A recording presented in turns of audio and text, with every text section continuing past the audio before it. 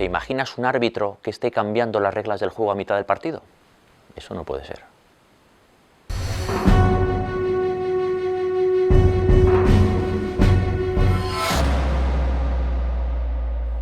Como vimos en el tema anterior, en el primer acto hemos introducido el conflicto principal de nuestro protagonista con la secuencia detonante, hemos presentado a todos los personajes, fuerzas protagonistas, fuerzas antagonistas, y hemos tenido un primer punto de giro con el cual el conflicto ha variado, se ha intensificado o incluso puede haber aparecido un nuevo conflicto diferente.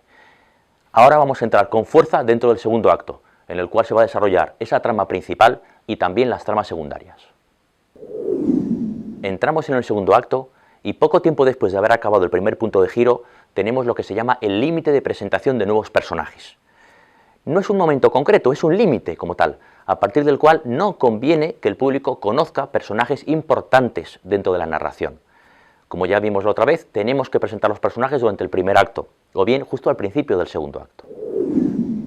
Cuando hablamos de presentar personajes, no hablamos de que el público vea físicamente a los personajes. Presentar un personaje es que el espectador conozca de su existencia, independientemente de que lo haya visto o no en pantalla. Por lo tanto, yo puedo perfectamente haber presentado un personaje durante el primer acto, haber hablado de él, haber hablado sobre él, y luego verlo más adelante durante el segundo acto. Eso es perfectamente lícito y perfectamente correcto. Esto mismo sucede en la película Los Otros, The Others, de Alejandro Amenábar. Vamos a ver cómo durante el primer acto nos hablan sobre un personaje y veremos luego también la primera vez que le vemos en pantalla a mitad del segundo acto. Hence my advertisement in the newspaper requesting honest, hard-working people. Well, there's nobody more honest or hard-working than us. Isn't that right, Mr. Tuttle? Oh, aye, we're very honest and very hard-working. The kitchen.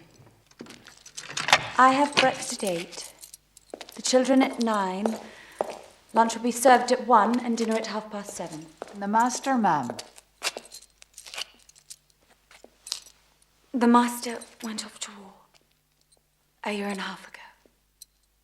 I've had no news since the war ended. Which of you does the cooking? I'm so sorry, ma'am. Which of you does the cooking? Nos indican que existe un marido que se fue a la guerra mundial, que no ha vuelto, probablemente haya muerto, no lo sabemos, pero ya por lo menos conocemos su existencia. Más adelante durante la narración, la protagonista, pensando que su casa está encantada por fantasmas, decide ir al pueblo en busca de un sacerdote para que haga un exorcismo a la casa. Deja la casa y se va a encontrar con la niebla. Esa es la secuencia que vamos a ver ahora.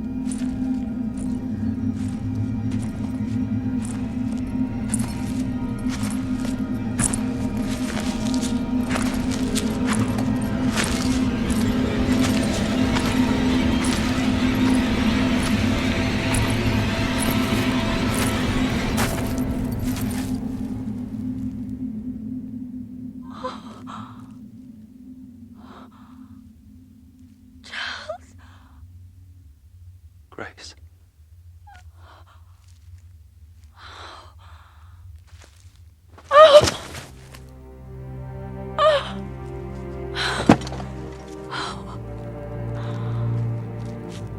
You're here. You're here. They said there was no hope. They said I should give you up for dead. They say a lot of things.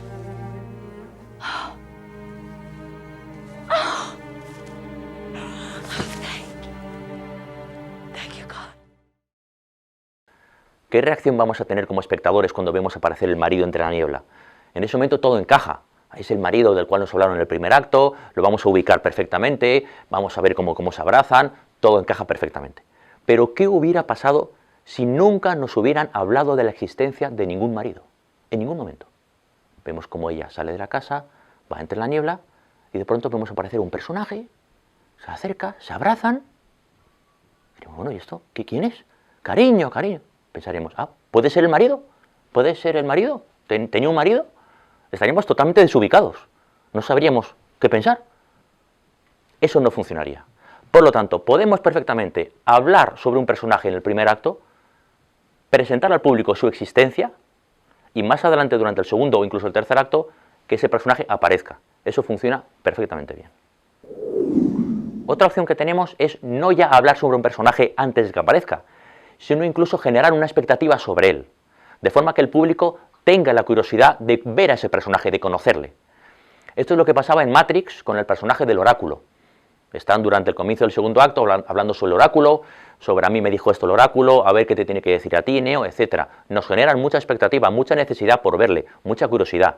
De esta forma, cuando luego aparezca este personaje dentro de la película, esas secuencias tendrán más carga emocional todavía, puesto que el público va a ver satisfecha esa curiosidad. ¿Por qué es necesario tener un límite a partir del cual no conviene que presentemos personajes nuevos? Porque un personaje nuevo es una nueva regla. Un personaje nuevo desubica al espectador. Cuando pensamos que estamos bien ubicados con respecto a los personajes, al conflicto, sabemos bien de qué va, queremos que todo se desarrolle, de pronto nos meten un personaje nuevo que frena también el ritmo de la narración. Hace que tengamos que posicionarnos de nuevo frente a este personaje. Hace que tengamos que explicarle al espectador dónde se posiciona con respecto al conflicto. Por lo tanto, nos desubica, frena la narración, incluso puede ser un recurso que no tenga mucha verosimilitud para el público, que no sea verosímil. Sobre todo si es un personaje que va a venir a arreglar las situaciones o de alguna forma a ayudar a nuestro guionista a solucionar las cosas. Ese tipo de recursos sacados un poco de la manga, ese tipo de personajes nuevos que aparecen, pueden no ser verosímiles para el público.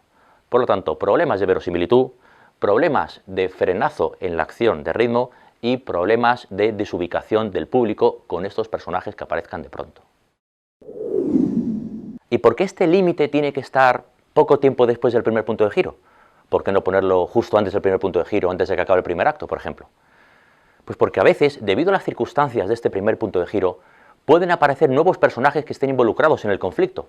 El conflicto cambia, varía, incluso aparece un nuevo conflicto en el caso de los MacGuffin.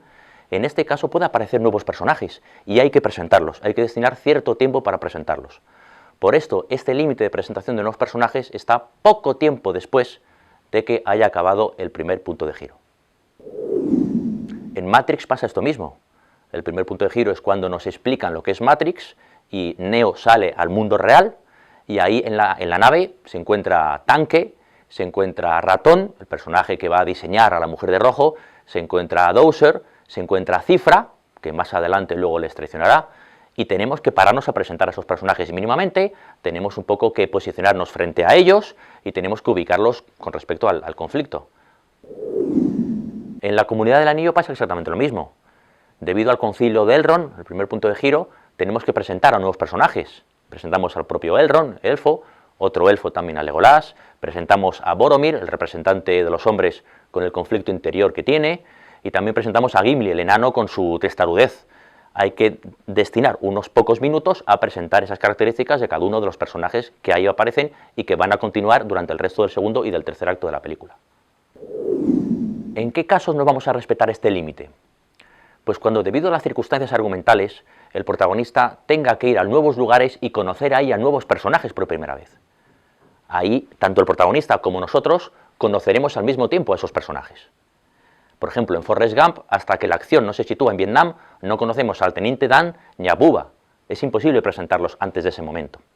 Cuando la película sea una road movie, por ejemplo, una película episódica en la cual los protagonistas van a diferentes lugares, es evidente que hasta que no llegan ahí y no conocen ellos a los protagonistas, tampoco el público va a poder conocerlos previamente. Y también podemos no respetar este límite cuando queremos utilizar sus efectos negativos a nuestro favor. Por ejemplo, cuando queremos desubicar al público con la aparición de un nuevo personaje. Esto sucede en Pulp Fiction, de Quentin Tarantino. En este caso, la aparición del señor Lobo, de Harvey Keitel, nos deja un poco desubicados. Es un personaje al cual los protagonistas le dan mucha importancia, el señor Lobo que viene a solucionar los problemas, y nunca jamás habíamos oído hablar de este personaje antes. Entonces nos desubicamos un poco, pero un poco es lo que busca ahí Tarantino, ¿no? Esa sorpresa un poco y dejarnos perdidos hasta que realmente aceptamos ese personaje y sabemos un poco cuál va a ser su función en este momento de la historia.